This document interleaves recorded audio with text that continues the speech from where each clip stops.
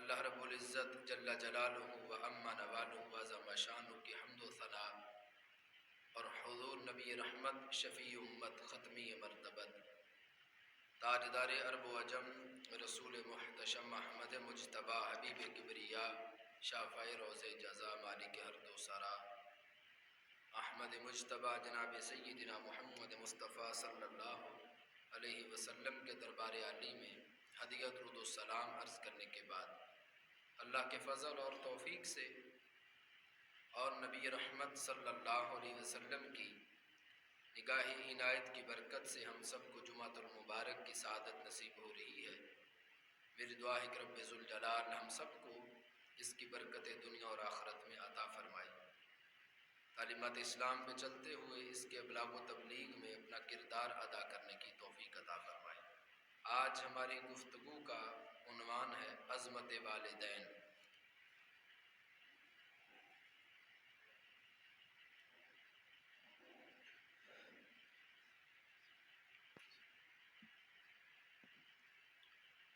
رب ذوالجلال نے والدین کو بڑی عظمت عطا فرمائی ہے، اور قرآن مجید برہان رشید میں والدین کی عظمت کے لیے اللہ نے آیات کو نازل کیا۔ یقیناً یہ بڑا احسان ہے والدین کا اپنی اولاد پر کہ والدین نہ ہوں تو اولاد بھی دنیا میں نہ آئے، اور والدین نہ ہوں تو وہ بچہ جو ابھی گفتگو نہیں کر سکتا، ہل جل نہیں سکتا، تو اس کی پرورش بھی نہ ہو سکے۔ اللہ تعالیٰ کے بعد، اللہ کے رسول علیہ السلام کے بعد یہ والدین کا بندے پر سب سے بڑا احسان ہوتا ہے کہ اس کی ولادت کے اندر، اس کی تربیت کے اندر، اس کی نشو و نما کے اندر والدین اپنا بہترین کردار ادا کرتے ہیں۔ خالق کائنات جل جلالہ نے قرآن مجید برہان رشید میں متعدد آیات کے اندر والدین کی عظمت کو بیان کیا۔ سورہ بنی اسرائیل میں اللہ کا فرمان ہے وَقَضَىٰ رَبُّكَ أَلَّا تَعْبُدُوا إِلَّا إِيَّاهُ وَبِالْوَالِدَيْنِ إِحْسَانًا، اور تمہارے رب نے حکم فرمایا اللہ تعبدوا الا إِيَّاهُ، کہ صرف اللہ ہی کی عبادت کرو، کہ اس کے سوا کسی کو نہ پوجو، وَبِالْوَالِدَيْنِ إِحْسَانًا، اور ماں باپ کے ساتھ اچھا سلوک کرو۔ اما یبلغن عندک الکبر احدہما او کلاہما، اگر تیرے سامنے ان میں ایک یا دونوں بڑھاپے میں پہنچ جائیں، فلا تقل لہما اف، اف ولا تنہرہما، تو ان سے ہوں اف تک نہ کہنا، ولا تنہرہما، اور نہ انہیں جھڑکنا، وَقُلْ لَهُمَا قَوْلًا كَرِيمًا، اور ان سے تعظیم کی بات کہنا۔ یہ اللہ تعالیٰ نے قرآن مجید میں نصاب دیا ہے۔ سب سے پہلے فرمایا کہ تمہارا رب حکم دیتا ہے کہ صرف میری ہی بندگی کرو، میری ہی عبادت کرو، اللہ کے سوا کسی کی عبادت جائز نہیں۔ سجدہ فقط اس رب کو ہے، بندگی فقط اس رب ذوالجلال کی ہے۔ اور یہ والدین کی کتنی بڑی عظمت ہے کہ اللہ نے اپنی عبادت کے فوری بعد جو حکم دیا ہے وہ والدین کے ساتھ حسن سلوک کا حکم دیا ہے۔ وَبِالْوَالِدَيْنِ إِحْسَانًا، کہ اپنے والدین کے ساتھ حسن سلوک کرو، اور پھر فرمایا اگر وہ دونوں یا ان میں سے ایک کوئی بڑھاپے میں پہنچ جائے تو ان کو اف تک نہ کہو، ہوں بھی نہ کہو آگے سے، اور ان کو جھڑکو نہ، بلکہ جب بھی بات کرو تو پیار کے ساتھ والدین سے بات کرو۔ یہ کتنا خوبصورت حکم ہے رب ذوالجلال کا قرآن مجید برہان رشید کے اندر۔ اب یہ آیت اگر بندہ اپنی اولاد کو سنا دے، پڑھا دے، سکھا دے، تو پھر کون سی اولاد ہے کہ جو پھر والدین کی عظمت کی قائل نہ ہو یا پھر والدین کی خدمت نہ کرے۔ تو یہ اللہ تعالیٰ نے قرآن مجید برہان رشید میں ارشاد فرمایا۔ پھر اس کے بعد رب ذوالجلال سورہ عنکبوت کے اندر فرماتا ہے وَوَصَّيْنَا الْإِنسَانَ بِوَالِدَيْهِ حُسْنًا، ہم نے آدمی کو تاکید کی اپنے ماں باپ کے ساتھ بھلائی کی۔ وَإِن جَاهَدَاكَ لتشرک بی ما لیس لک بھی علم فلا تطعہما. حسن سلوک کا اللہ نے حکم دیا. اللہ فرماتا میں نے آدمی کو وصیت کی اور میں نے آدمی کو تاکید کی، انسان کو کس کی؟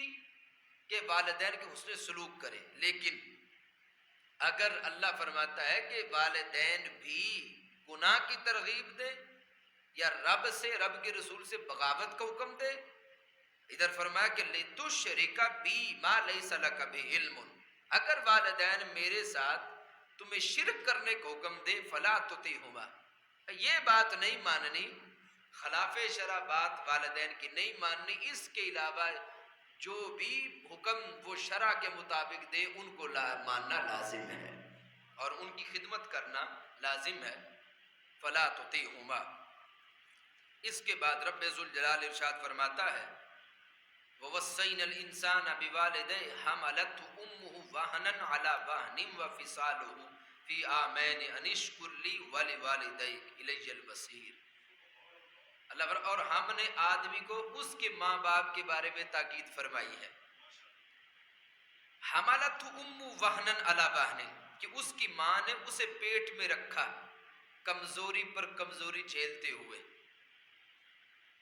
وَفِصَالُهُ فِي عَامَيْنِ، اور اس کا دودھ چھوٹنا 2 برس میں ہے. یہ اللہ تعالیٰ نے انسان کو بتایا ہے کہ یہ جو ہم تمہیں کہہ رہے ہیں کہ والدین کے حسن سلوک کرو، تو دیکھو تمہاری ماں نے کس طرح تمہیں اپنے پیٹ میں رکھا اور تمہیں اٹھایا اتنی دیر تکلیف کے ساتھ، حالانکہ وہ خود بھی کمزور تھی. فرمایا فی انشکر لی ولوالدیک، اس کے بعد فرمایا میرا بھی شکر ادا کرو، اپنے والدین کا بھی شکر ادا کرو. کتنی عظمت ہے اس میں.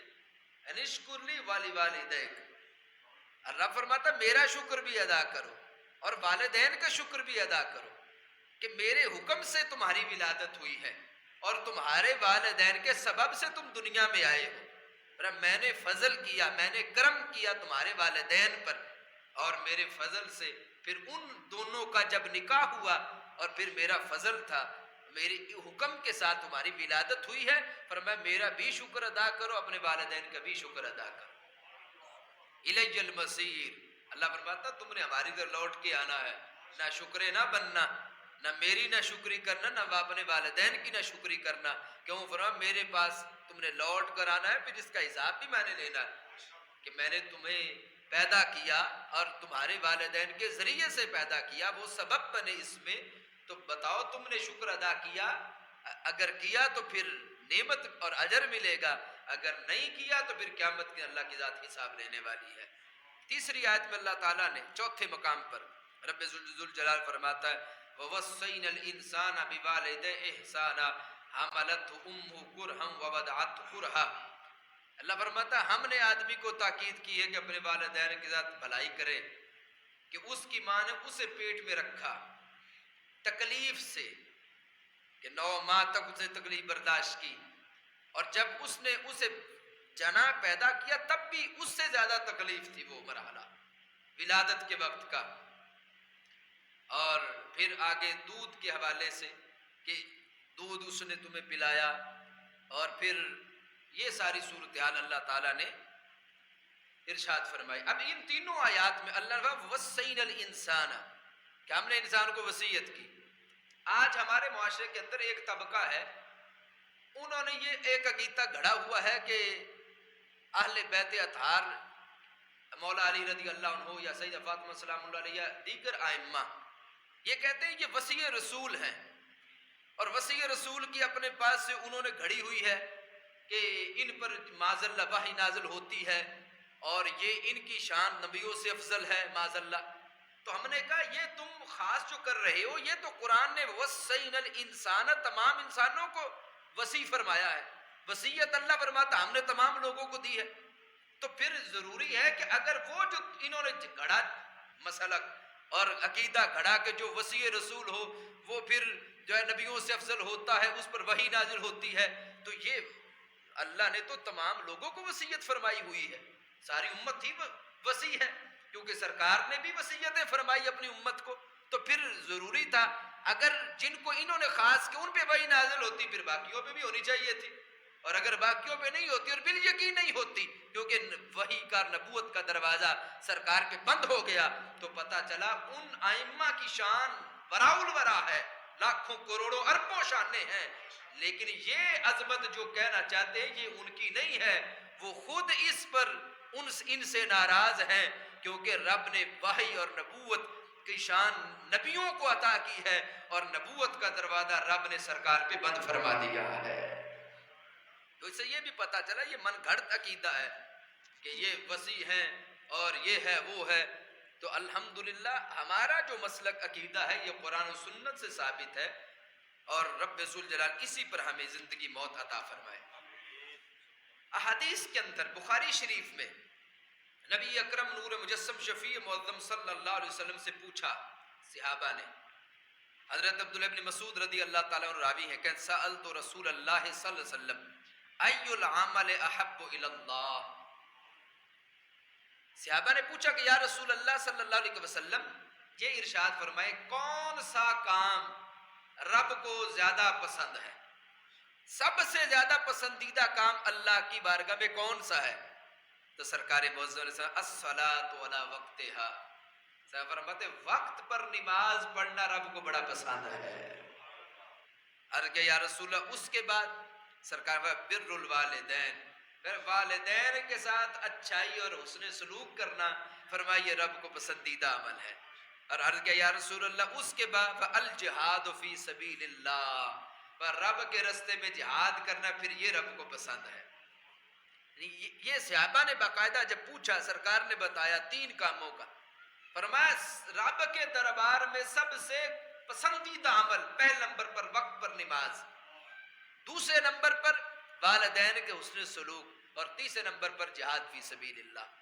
سرور دو جہاں والی کون و مکان صلی اللہ علیہ وسلم کی بارگاہ میں حضرت ابی امامہ رضی اللہ تعالی عنہ راوی ہے، کہتے ایک بندہ سرکار کی بارگاہ میں آیا اور اس نے آ کے سوال کیا، کہتے یا رسول اللہ صلی اللہ علیہ وسلم ما حق الوالدین علی ولدہما، کہ محبوب علیہ السلام بتائیں والدین کا کیا حق ہے اولاد پر، والدین کا حق کیا ہے؟ تو سرکار کا ہما جنتوں کا و ناروں کا، فرت تیرے والدین تیرے لیے جنت بھی ہے اور تیرے لیے جہنم بھی ہے، جنت بھی ہے اور نار بھی ہے دونوں فرمایا، فہما جنتوں کا و ناروں کا، وہ جنت بھی ہے تمہارے لیے اور جہنم بھی ہے۔ کس طرح؟ اگر ان کی خدمت کرو گے تو پھر جنت مل جائے گی، اگر والدین سے روگردانی کرو گے تو پھر جہنم میں چلے جاؤ۔ تو یہ دونوں اس لیے فرمایا رسول پاک صلی اللہ علیہ وسلم نے، تمہارے والدین تمہارے جنت بھی ہیں جہنم بھی ہیں، ان کی خدمت کرو گے، ان کی تابع داری کرو گے، ان کے حقوق کا، ان کے معاملات کا خیال رکھو گے تو فرمایا پھر جنت پکی ہے، تمہیں ضمانت ہمارے آقا علیہ السلام نے دی ہے کہ فرمایا والدین کی خدمت کرنے والا بندہ جنت میں جائے گا، اور والدین سے رخ پھیرنے والا اور والدین پہ معذرت ظلم کرنے والا اس کے علاوہ جتنے عمل کر لے جنت پھر نہ جا نہیں سکتا، جہنم جائے گا، کیونکہ ہمارے آقا علیہ السلام فرمایا تیرے والدین تیرے لیے جنت بھی ہیں تیرے لیے جہنم بھی ہیں۔ رسول اکرم نور مجسم شفیع معظم صلی اللہ علیہ وسلم کی بارگاہ میں ایک بندہ آیا اور اس نے آ کے عرض کی یا رسول اللہ صلی اللہ علیہ وسلم اردت ان اغزوا، میں آپ کے ساتھ جہاد پہ جانا چاہتا ہوں اور میں اس سلسلے میں آپ سے مشاورت کرنے آیا ہوں، مشورہ کرنے آیا ہوں محبوب۔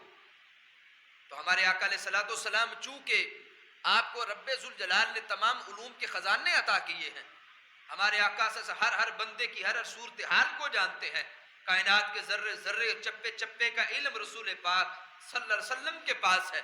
تو سرکار سے جب بھی کوئی بندہ سوال کرتا تھا تو نبی علیہ الصلوۃ والسلام اس کے حوالے سے جواب دیتے تھے، جو کمی اس کے اندر ہوتی اس کو بھی دور فرما دیتے تھے، یا جو چیز اس کے لیے فائدہ مند ہوتی تھی ہمارے آقا علیہ السلام اس کے بارے میں ارشاد فرما دیتے تھے۔ اب ہمارے آقا علیہ السلام جانتے تھے کہ یہ گھر میں تنہا ہے اور پیچھے اس کی والدہ ہے، اگر یہ جہاد پہ چلا گیا تو اس کی والدہ کو کون سنبھالے گا؟ حالانکہ جہاد فی سبیل اللہ بڑی عظمت کا کام ہے اور اللہ نے جہاد فی سبیل اللہ پر آیات نازل فرمائی ہیں، خود نبی علیہ السلام نے جہاد کی ترغیب ارشاد فرمائی ہے، لیکن اس بندے کو ہمارے آقا علیہ السلام نے فرمایا ہل لک من امہ، فرمایا کیا تیری ماں زندہ ہے؟ قال نعم، ارے کیا جی یا رسول اللہ میری والدہ زندہ ہے. تو سرکار فلزمھا فإن الجنۃ عند رجلھا، فرمایا جا اپنی پھر ماں کی خدمت کر، تیری جنت تیری ماں کے قدموں کے نیچے ہے. کیوں؟ اس لیے فرمایا کیونکہ وہ تنہا تھا، اگر اس کا بھائی ہوتا یا کوئی اور کفالت کرنے والا ہوتا تو نبی اکرم صلی اللہ علیہ وسلم ضرور اس کو جہاد کی اجازت دیتے، لیکن ہمارے آقا علیہ السلام نے اس لیے اجازت نہیں دی کیونکہ وما ارسلناک الا رحمتا للعالمین کا تاج پہن کے وہ محبوب تشریف لائے ہیں کہ میں اس کو ساتھ لے جاؤں، یہ میرے ساتھ چلا جائے، پیچھے اس کی والدہ کو کوئی کھانے کھلانے والا کوئی نہ ہو، پلانے والا کوئی نہ ہو، اس کی خدمت کرنے والا کوئی نہ ہو، تو ہمارے آقا صلی اللہ علیہ وسلم تو کہ تمام جہانوں کے نبی اور رسول اور رحمت بن کے آئے کل جہانوں کے لیے اور ہر ذرے چپے چپے کے لیے، اس لیے سرکار نے اس کی والدہ پہ رحمت فرمائی ہے اور یہ فرمایا کہ تیری جنت، فرمایا تیری ماں کے قدموں کے نیچے ہی ہے. آج صورتحال دیکھیں، یہ تبلیغی جماعت والے یہ عجیب مخلوق ہے، کئی مہینے گھر نہیں جاتے، والدین کو پوچھتے نہیں، معاذ اللہ، تو کہتے نہیں ہم تو تبلیغ پہ جا رہے ہیں. ایسی تبلیغ کی اجازت رسول پاک صلی اللہ علیہ وسلم نے نہیں دی کہ اپنے علاقے چھوڑ دو، محلے چھوڑ دو، اپنے شہروں کو چھوڑ دو، وہاں فحاشی بھی ہو، عریانی بھی ہو، بدکاری بھی ہو، سب کچھ ہو، اور تم چسکے لینے کے لیے اور فنڈ اکٹھے کرنے کے لیے لوگوں کو گمراہ کرنے کے لیے جگہ جگہ پھرتے رہو. ایسی تبلیغ کی قطعاً اجازت نہیں. پہلے نمبر تو ان کے عقیدے درست نہیں کہ ہمارے آقا علیہ السلام کی عظمت و شان کے حوالے سے جو ان کے نظریات ہیں کہ نبی دیوار کے پیچھے نہیں جانتا، یا نبی ہمارے جیسا بشر ہے، یا نبی کو معاذ اللہ کل کی خبر نہیں.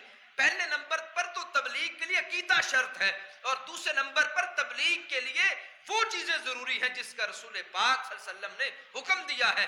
یہ نہیں دین کہتا کہ والدین معاذ اللہ بھوکے مر جائیں اور یہ کہے میں تبلیغ کے لیے جا رہا ہوں. ایسی تبلیغ کی قطعی اجازت ہمارے دین نے نہیں دی. ہمارا دین کہتا ہے جس جگہ اس محلے تبلیغ کر اور والدین کی خدمت بھی کر، رب تجھے 2 اجر عطا فرما دے گا. پھر ایک بندہ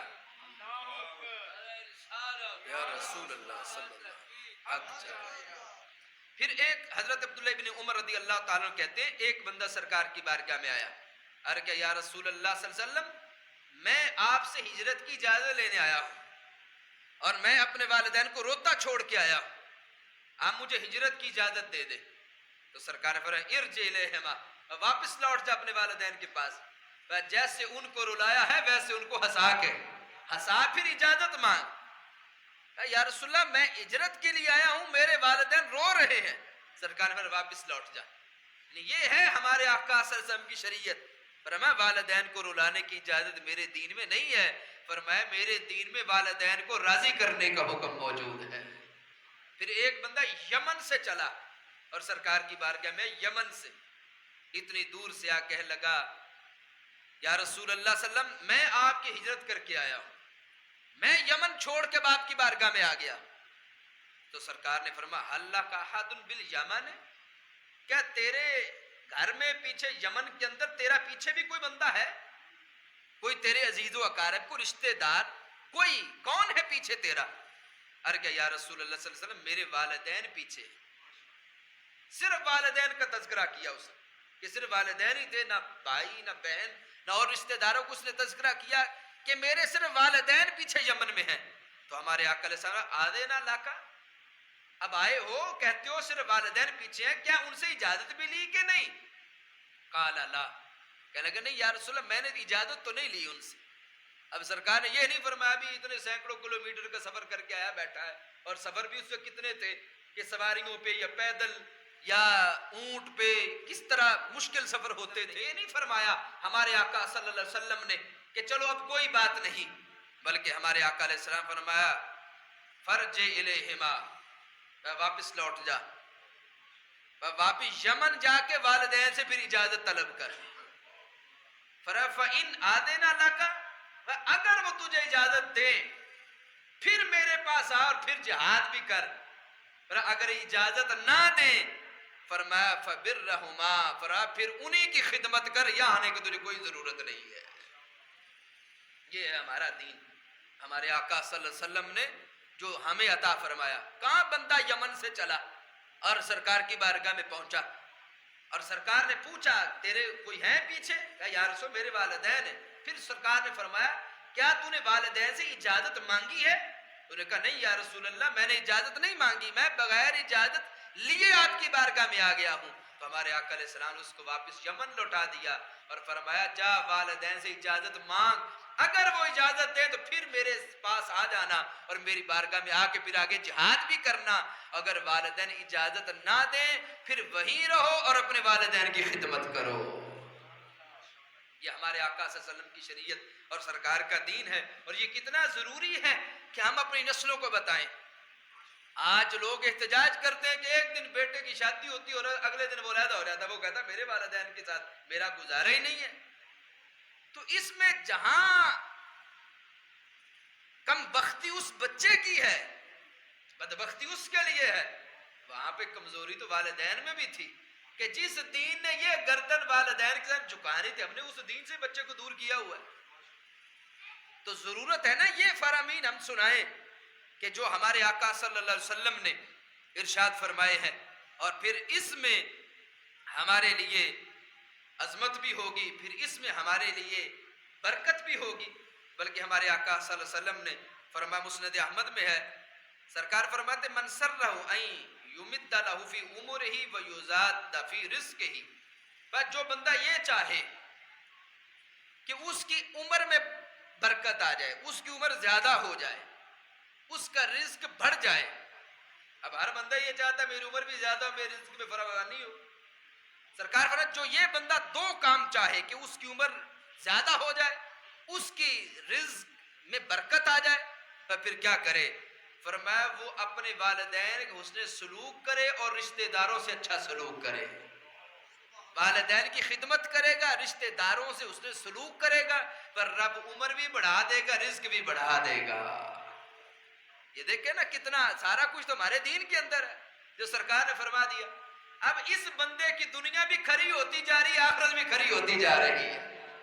ادھر والدین کی خدمت کر رہا ہے تو عمر بھی بڑھ گئی, رزق میں اندر فراوانی بھی آ گئی, اور ادھر جب قیامت کے دن جب اٹھے گا رب کے دربار میں جائے گا تو وہاں پر بھی اللہ کی رضا بھی ملے گی, اللہ کے حبیب کی رضا بھی مل جائے گی, کیونکہ یہ سرکار کے حکم بھی عمل کر رہا ہے اور سرکار کے حکم بھی عمل کر کے اپنے والدین کی خدمت بجا لا رہا ہے. تو ہمارے آقا صلی اللہ علیہ وسلم نے اس انداز میں ارشاد فرمایا.